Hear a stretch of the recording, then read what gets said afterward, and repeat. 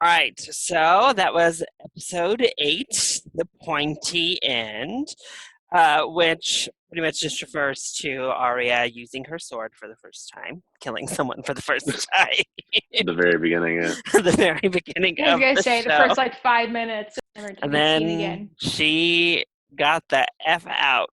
She disappeared, but Common did theme. not get captured by the Lannisters. So she has evaded them to this point.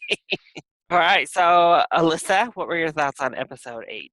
Started off strong. We had Arya and lots of random people being killed. And then it kind of went downhill. It was okay. Kind of like how I was last week. Like, I'm getting to the point where there are so many characters that I'm like, just like, I don't care. Go someplace else, die, like, whatever. That I like, it's hard to really be invested in some of the storylines, but others are still kind of okay. So I'm a little mixed on this one, but it was a good first like 20 minutes maybe, and then it was kind of just standard for what we've been seeing the last few episodes. Right, and Tyler. Yeah, I thought it was a solid episode overall. Definitely. I mean, as we're getting towards the very end of season one, it does seem like we're just building upon a climb up to the climax because we definitely are seeing a lot more plotting and scheming among all the different houses that are all going to converge by the end of the season. So it should be interesting to see where I guess this season leaves off because it seems like it's all coming to a head very strong in these last couple episodes. Just to go over what happened, we did start the episode off with the Lannister army going through and killing off all of the Stark people that were in King's Landing, and that included the Scepter, the old lady, who kind of caught wind and tried to help Sansa, though Sansa ran into the Hound. And Did we then actually see the old lady get killed though? She just did walked up not. to them. We So did I not. mean, she could be like she's gonna pop back up. She's gonna be like Roz, where she just like appear. Well, hopefully not like Roz, but Yeah. she'll just Oh appear well. someplace else. And then Sirio Farrell, the dancing master, with Arya. They were having their lessons when the Lannister army came in. He fought valiantly. We also did not directly see him die either, I think we heard him die though. but he pretty much like held off and saved Arya from going with them, help her escape from their reign, if you will. And then we follow up with Sansa, who, after being caught by the Hound, is taken to Cersei and her little small council, in which Cersei kind of manipulates, threatens Sansa that if she doesn't do what she says, they're going to kill her father. If her brother doesn't do what she says, they're going to kill her father. So Sansa writes the note that they asked for Robb and Catelyn to come south and bend the knee and pledge loyalty to Joffrey. So, how did you all feel about the Lannister takeover that started off this episode? Everything to do with Arya, Sansa, and the rest of them. Alyssa? Okay, so Arya was clearly the best part of this episode. Her finally using needle Oh yeah, and she gets against her like first kill as somebody. we talked. Yeah, I mean This little that was boy good. who's trying to That was grab her and take her to the queen. that was the most exciting part of the episode. So that was good. I really can't stand Sansa. She's a horrible character. I she's terrible. But the rest of it was okay. Like I said, that first like 20 minutes was the best part of this episode to me. Yeah, as far as the Lannisters go, I mean they obviously at least so far in this series seem to be quite shady and seem like they'll do whatever they can to get ahead, whether no matter what. So it doesn't surprise me that their plans going forth. It's like it seems like the show as a whole is kind of like everyone versus the Lannisters. So it seems like that theme is going to continue at least for the short period of time. We also got that scene when Lord Varys snuck down to the dungeon to talk to Ned, and where he asks him, like, what the hell were you thinking, telling Cersei you knew the origin of Joffrey's parentage.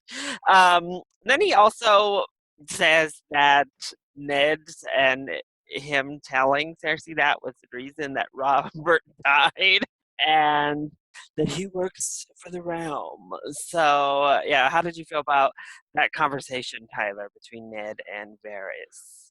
I don't know. I mean, I'm not a big fan of Varys in general. I mean, but I mean, he's okay. I mean, I like him more than I guess Littlefinger.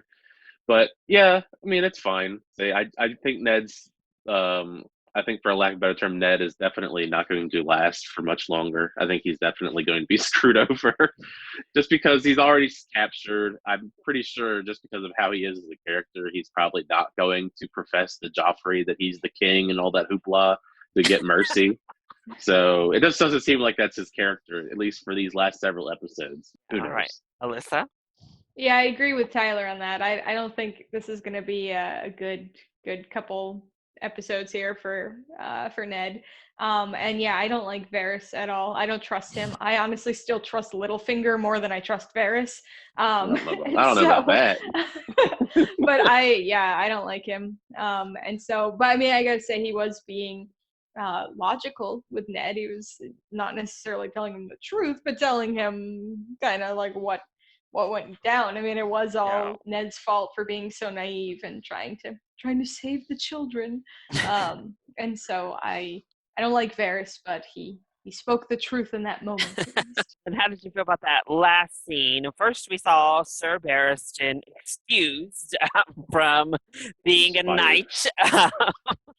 And he did not take that news very well and said, "You can keep your stupid house and I'm out of here."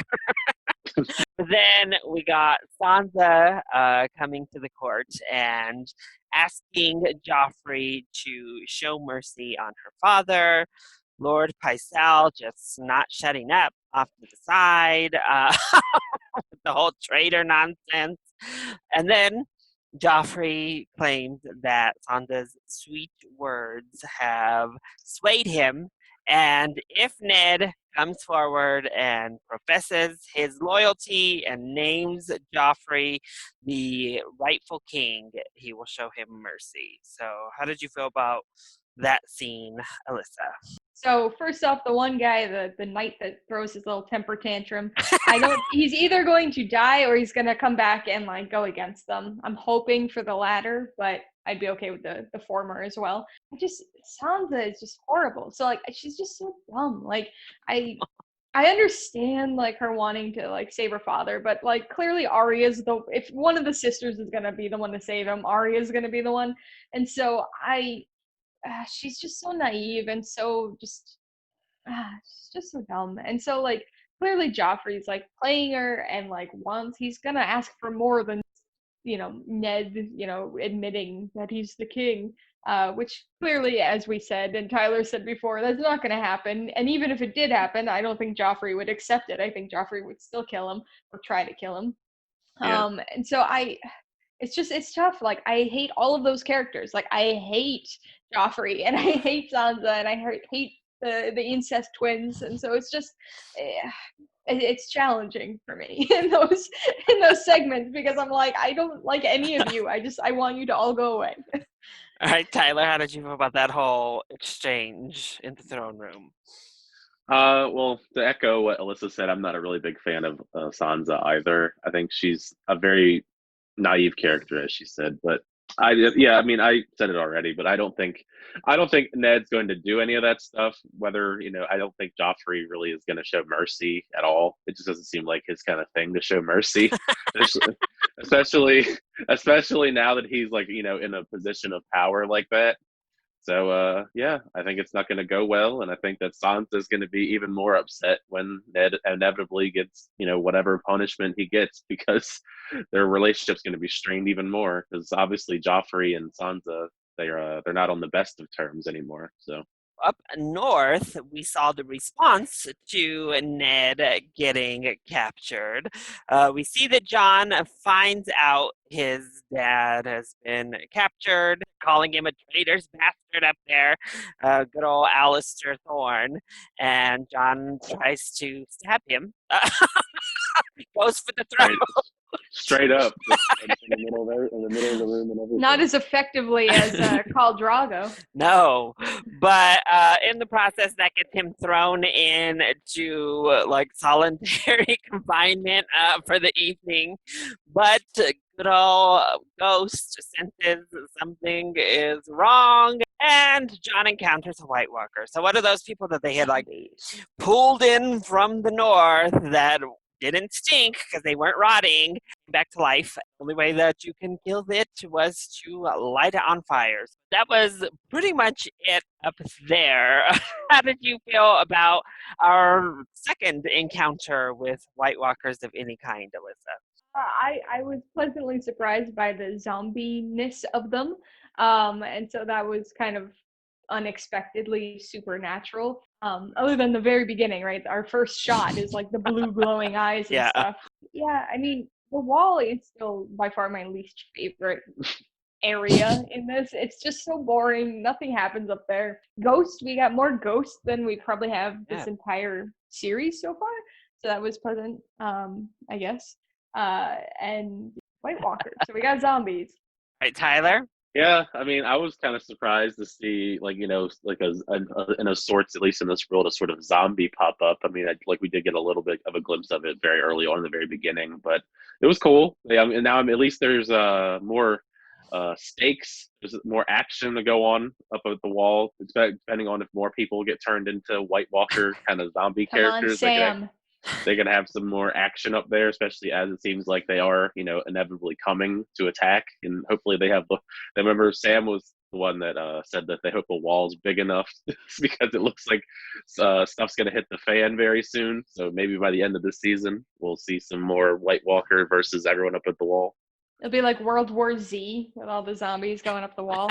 Running up fast. Except for their White Walkers. That'd be kind of fun. A little bit further south of the wall in Winterfell, Ben and Robb also got the letter from Sansa telling them to report to King's Landing, and Robb did not take getting that letter very well and said, I will sure go south and meet up with King Joffrey, but I'm going to bring the entire army of the North with me. But that does mean the two littlest Starks are now left all alone. Bran, and we finally saw Rickon! Just a moment. I think it was just a dream. It was just an illusion. She's gonna have the third little crow eye. Yeah. Little did we know that was the crow dream with Bran. Catelyn received the same notice. Actually, Liza received it. Asked her sister, "Hey, can you help?" Her sister said no, and too preoccupied with Milk Boy. As we saw him like talking about how hungry he was. But then that and then the naked guy running around. Like, this is like, what do you make us watch here, Larry? This is some poor Hodor. But yeah, so Catelyn's like, whatever, Liza, to hell with you then. I gotta get out of here and go help my family. So she leaves, but on her way, she comes across her son's army station and kind of talks with him, gives him a very real and bleak pep talk about not losing this war. Get his people on board. Robb has a little wolf moment. Then there's a Lannister scout who is captured, and Robb tells him to go tell Tywin about his 20,000 men and that winter is coming for him. While the rest of his army leaders seem quite perplexed by his decision to let that boy leave instead of killing him. How'd you feel about Robb and Catelyn's subplot as they prepare to go to war with the Lannisters? I mean, good for them. I mean, I don't think it's going to be successful. I mean, just because I just feel like they're all going to fail. I feel like the Lannisters just have a lot of power. And I feel like no matter what they do, it seems like they're going to fail, unless they get a lot of luck along the way. Right? And Alyssa?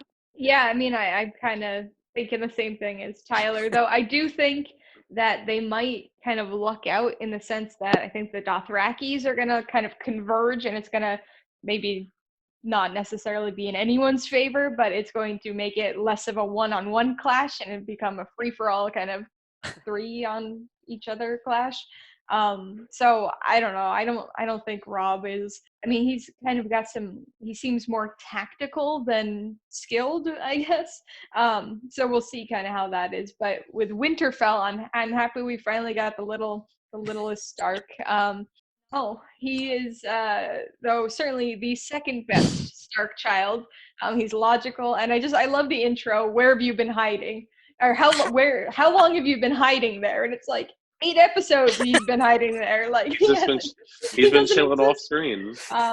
So that was good. And yeah, what's the guy? Hold on, whatever the Oh, naked Hodor. guy. Like that was Hodor. freaking weird. Like, and but what I can't remember her name. The one they Oh, captured. Osha. She was happy about it. So She's she oh. she she was like, oh, you're well endowed. Yeah, so then on the other side of that war, Tyrion got kind of like captured by the men of the mountains. We met Shaga and the rest of them with their crazy names Yeah. Son and their of whoever. titles. Yeah, all of their formalities. But he tells them, no, no, don't kill me. If you let me live, we'll get rid of Liza and the errands and we'll put you in Get rid place of Milk Boy.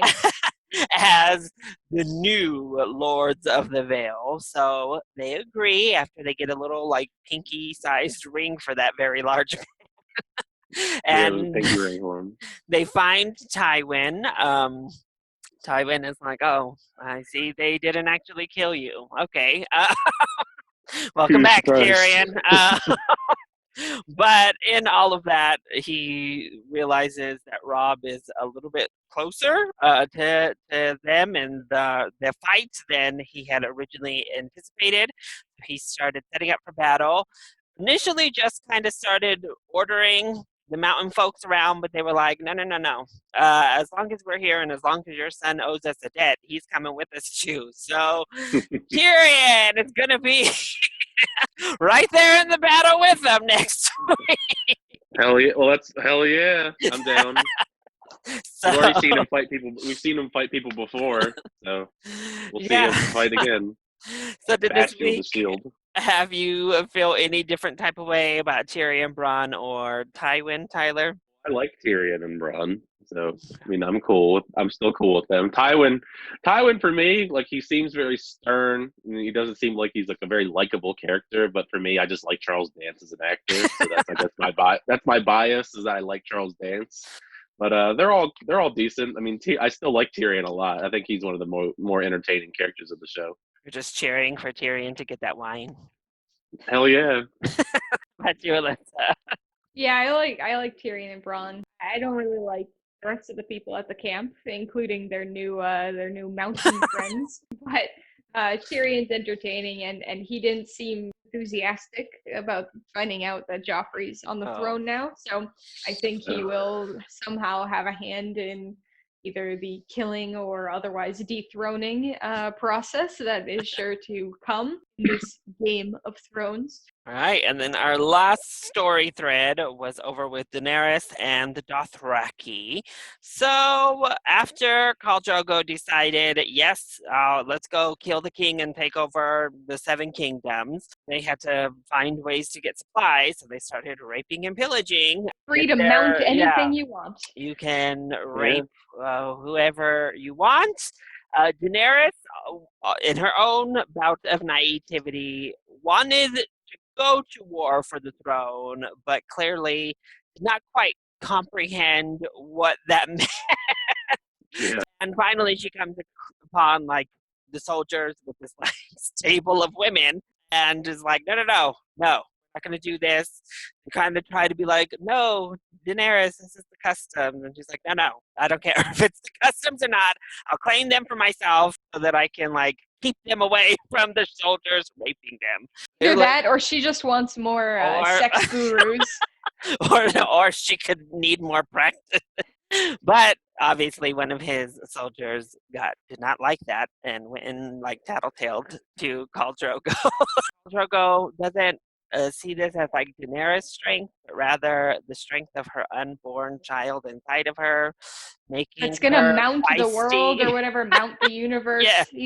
Drogo is like obsessed with mounting. But at the end of the day, I mean, her getting fired up about it convinces him to tell that guy, go stick your penis somewhere else. She's claimed to these women, so leave him alone. And the guy gets real pissed, and thus a fight ensues in which Khal Drogo like pushes that blade into his own shoulder to show that he's a warrior. Or, I mean, then like Before handling it very gently and calmly. Yes, the great negotiation. They talk it out. It's all good. Then that guy is like combat move. Yeah, dipping and dodging. Don't even throws his I weapons thought his little down. hair. I thought his braid was gonna get cut off. I was like, he's gonna he's whipping that thing around. It's gonna get like. He's too good. He's too good. He can maneuver around with It's like his like braids prehensile now. Yeah. Kind of like the cape from Doctor Strange. It just like has a mind of its own back there. He slices that guy's throat and then like rips his esophagus right on out. One more combat I fatality. believe it was his larynx. Larynx, there you go. Whatever the hell that was, it's gone. His wound is like a decently deep cut, so Daenerys is concerned. So she calls for the healers, and the guy kind of just sits there. But then when one of the women from the group that was not killed or raped that Daenerys had claimed, her name is Miri Mazdor, when she steps forward, he gets pissed. Like, shut your mouth, you nasty, mangy witch. Slaps her. But ultimately, she does come up to evaluate the wound at least. So, how did you feel about all that with Daenerys and the Dothraki, Alyssa? I like Daenerys again here. She actually I like it when she actually stands up for herself, when she's just like the little punching bag or mounting bag or whatever we want to call her. She's so boring, but like when she actually stands up for her little asshole brother or to Drogo or to the Mounters, whoever, like she's good. I hate their stupid terms of endearment though. Oh my god, my moon, my stars, and whatever. Like, stop with that shit. And she seemed so like surprised that Khal Drogo like ripped the guy's larynx out. I don't know why that would be surprising to her, but after everything we've seen, I mean, I liked it. I was kind of like, oh, I was expecting it, so it wasn't really that shocking to me. But I heard you guys go like, what? I was like, I think it's just you're ready for that like slice of the throat, and then they're just like, nah, we've shown you enough throats being like sliced open at this point. Let's go ahead and rip something out. Spice it up a little bit. Gonna spice up our killings. I mean, Khal Drogo is pretty good for spicing up the killings. First the molten gold. Now we're stuff out. Yeah. He does have some of the most creative kills. Yeah, so I guess I liked both of them here, though I'm not necessarily a fan of the Dothraki policies. I do like that Daenerys is, like, because clearly she's having, like, little minor flashbacks to the beginning of her and Khal Drogo's relationship, where she wasn't super into it, but all of a sudden is. I'm curious to see what happens with this little harem of sex gurus, and to see if anything like actually becomes of them and like they actually do something. And I don't know, she's gonna have like all these dragons, she's gonna have these like women flying around on dragons with her. Like it could be interesting. Dragon Amazon army. Oh. All right, Tyler, how'd you feel George about R. all that? Martin, that needs to be in your next George. book, the one you're writing.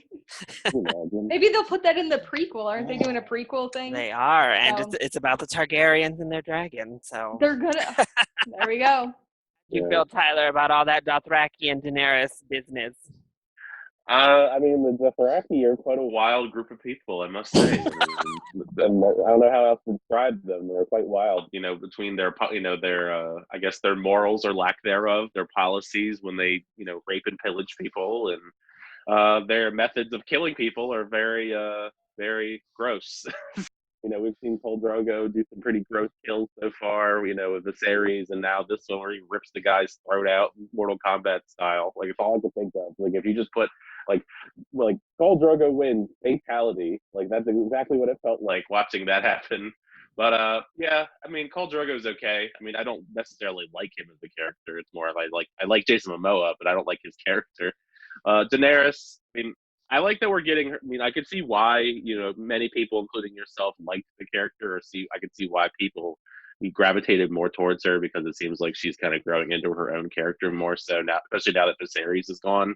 She's, standing up for herself now that she's the Khaleesi, and, kind of doing her own thing while also trying to appease Khal Drogo and the Dothraki as well. So it looks like it's going to be interesting to see her character build. She seems to be one of the more interesting characters so far, at least in development. Right. So looking forward with predictions. I guess we'll just pick up right there. What are y'all's predictions when it comes to Daenerys and the Dothraki, her claiming slaves, if that continues to be a contentious thing? I guess I don't have any predictions for the short term here with them with their like shipbuilding prowess or whatever. But like I said, I think there's going to be probably pretty soon them joining or converging with this other war that's kind of going on. I hope that we get dragons soon because they've been teasing that for too long, and like I'm gonna be really annoyed if we have to get to season 2 before we see a dragon. And I also want to see a baby dragon. I think that'd be good. But the baby wolves were only babies. They were like pups Literally for one like, episode. an hour, and then they were Yeah. adults. So like these dragons are not going to be babies for very long. I can already tell you that. And so I don't know. I don't have any major predictions or real predictions for the Dothraki side of things. Right, Tyler. As far as like immediate predictions, hopefully some of these people that they picked up and saved from being, raped and pillaged and murdered, all that stuff. Hopefully some of them know how to build ships, I guess, because Yeah, it would be hopefully good as along the way, shipbuilders. hopefully along the way they maybe ironically save some people that know just how to build a ship. I feel like that would be quite helpful. I mean, Doesn't seem maybe like that should be on the questionnaire. Like, do you know how to build ships? If you do, you can stay alive and with us because we need you. If Dothraki not, aren't so mounted. they're not like Yeah, actually otherwise. there to be like, oh, we need like actual people with skills. They're just like kill them all and take it. I don't know, but other than that, I could see them converging eventually with one of the battles that we're going to eventually get, probably in the finale, just because it seems we are converging towards it's a battle between many different people, and I just feel like they're going to be one of those many said people in a giant battle. So you don't think they're gonna sink on their way over? Just Titanic. Maybe like one ship, maybe like one ship of them will, maybe like one ship of them will crash and burn and die, but it won't. But it'll be one of those ships that don't have any of like the main characters. Oh, okay. It'll just be all their jerky. It's the jerky ship. They'll survive. Yeah. What do you think is gonna happen now that we have like presumably pretty imminent battle between Robb Stark's army and Tywin Lannister's army, with Tyrion and Robb and Tywin, and we heard Jaime just in a different camp with his army, all out on the battlefield, Alyssa. I don't know. I think it's going to be kind of generic in that sense. That it's going to be like any other of these big, like, period medieval battle scenes that we see, like, in Lord of the Rings and stuff like that. It's just going to be kind of, maybe we'll see some beheadings or some dismemberment. Maybe Rob's wolf will be in there in like little battle armor or something. That'd be pretty cool. But Wolf armor. I don't think it's going to end well for Rob. But maybe he seems to have some tactical plan going on here. He's like, Shan Yu letting the one guy go and bring news back to the Emperor in Mulan. So like, it's gonna be like that. So I don't know. I think there's gonna be some death. But that's basically all I can add at this point. Right, Tyler. I don't know. I mean, I feel like Tywin Lannister and his army is going to be much more powerful than anything that Robb and them bring to the table. I just feel like it's not going to go very well for Robb and them.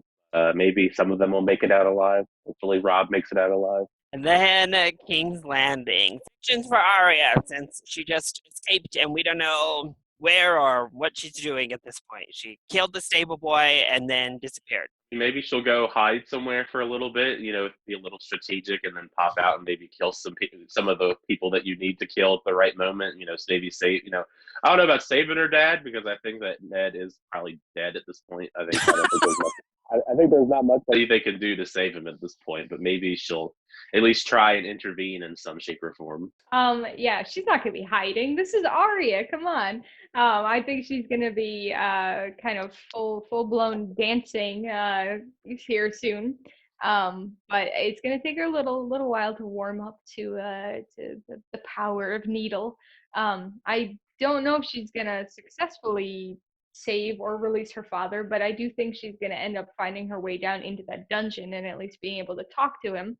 and he's probably gonna get killed at some point, like near her, and that's gonna like spur her on, and she's gonna really have like a big moment of like, I don't know. I guess she was always kind of excited for being able to fight and stuff. So it's not going to be like a big character changing moment, but I think it'll be something to get her there. And plus, she's clearly much closer to Ned than Sansa is, for instance. So I think and hope at least we get some scene with the two of them being able to have kind of their final moments before, as Tyler said, Ned probably inevitably dies very soon. So there's our prediction for Ned. Death is on its way. Imminent. It's Sean Bean, man. It's just his thing. So Cersei kind of allowed Sansa to still be engaged to her son, even though she has her traitor blood and traitor ways are ingrained in her DNA. That's how it works, I guess. I know that guy, the whatever guy, the old guy, he was like, "Oh, she's gonna plan this in 10 years." I'm like, Sansa can't plan shit. Like, she doesn't have the mental capacity for this. She's not gonna be coming up with some big, like, revenge plan. This is Sansa we're talking about. What are your predictions with Sansa, and I guess particularly Sansa in relation to Joffrey and Cersei, Alyssa? Oh, she's gonna be dumb. She's gonna like she's convinced Joffrey actually likes her, which he doesn't. And like I mean, it's clear even before we got the scene of him being like, "Yeah, I don't like her," but like it's just it's so frustrating. I think she's convinced that he actually likes her, and she's too naive.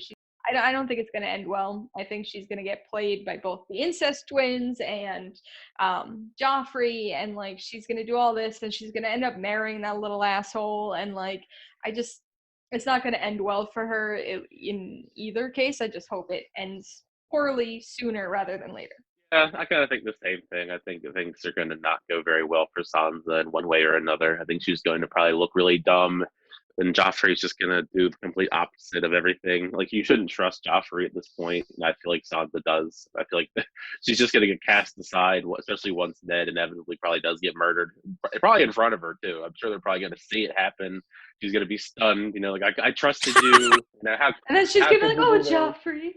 And then it's like, okay, I still love you, though. All right. Well, then that'll bring us to our character discussion. So, after this episode, Alyssa, who are your tops and your bottom peeps out there? Okay. So top, Arya, of course. She's definitely the most interesting, most proactive, I guess, in this episode. I like that we finally get a little action with her stabbing that little stable boy or whatever. Rickon. I like him. He's my number 2 Stark now. So he's logical. His like 10 seconds of existence in the show has been wonderful. So I liked him. I liked Daenerys this episode. She was better than she has been in the last few. Milk Boy. Oh God, no. Milk Boy is one of my least favorite. Okay, Milk Boy is just like, I can't stand seeing him, and he's like, "Oh, I'm so hungry. Come on." It's like Milk Boy and Milk Mom, like they're both terrible. Tyrion. Yeah, Tyrion. I was mixing up him and his dad. His dad. Tywin. Yeah, there's too many T-Y names. Anyway, Tyrion, I still like him. Yeah, on the bad side, Sansa, horrible. Joffrey, horrible. The incest twins, even though we only saw one this episode, they both suck. The milk family is just bad. Samwell. Oh God, yeah, Samwell. God, he's horrible. I liked all the wolves. The wolves were in my tops. And the eunuch guy, Varys. Varys, I don't like him. Tyler. As far as what people I do enjoy, and definitely Tyrion. Tyrion's always going to be up there. Daenerys is getting up there as well. Ned, of course, as long as he's still alive, he's got to stay up there. Ned. People, I don't think it's going to be much longer. I'll be able to talk about him, but at least until he's just like with the people we've talked about that were my least favorites that have died. until they're dead, I could at least keep them up there. Arya, of course, is pretty great as well, even if she does have very limited screen time in many of these episodes. But she does, at least the screen time she gets, she makes it count. As far as ones I don't like, probably every Lannister besides Tyrion.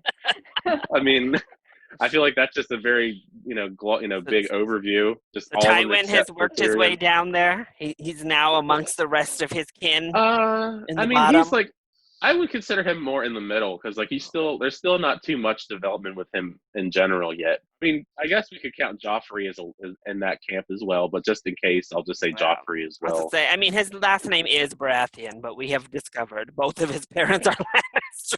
Well, that's what I mean. I wanted to make sure it was clear that I'm including him in if it's not clear enough with the Lannisters, but also Joffrey as well. Yeah, Sansa's not that great either.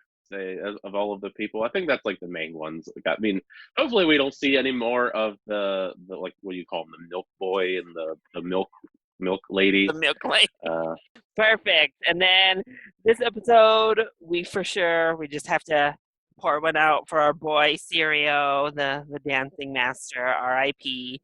That was the main death of the episode, possibly. And the old lady. Not the old lady. The septon. Maybe.